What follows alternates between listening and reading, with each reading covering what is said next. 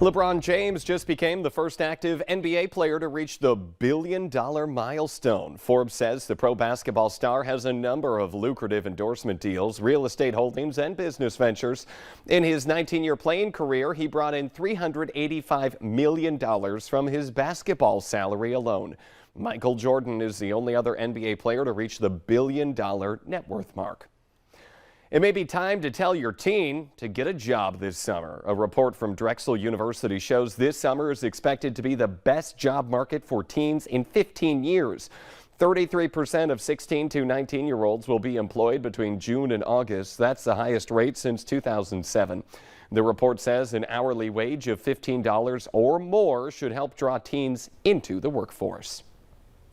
It's going to be a weekend of cleanup for a lot of people in Minnesota Lakes country who were hit by big storms earlier this week. The DNR has some do's and don'ts for dealing with tree damage.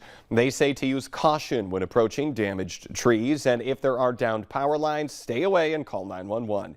You should remove trees if more than 50% of the trunk or live branches in the crown are damaged. And make sure that damaged trees are watered weekly to help them rebuild, but don't overwater. They need about 1 inch a week. That's ideal. What you don't want to do is to repair a broken branch or a fork off a tree with tape, wire, or bolts. That will wound the tree so it won't heal properly, and it will also invite decay and further weaken the tree. Also, don't apply any paint or dressing to that wound because those materials interfere with the natural process. And don't fertilize any stress or damaged trees. Fertilizer will trigger rapid growth, but it's often weak, and it will deplete the tree's energy reserves that are needed to fully recover from that damage. Let's see how people are responding now to that question of the morning on Facebook. Our question today, 20% of us don't like the one we have, but we continue to use it anyway. Here's some of the guesses that you're giving us. BB said your frying pans. Katie, the crock pot. And Kath says your doctor.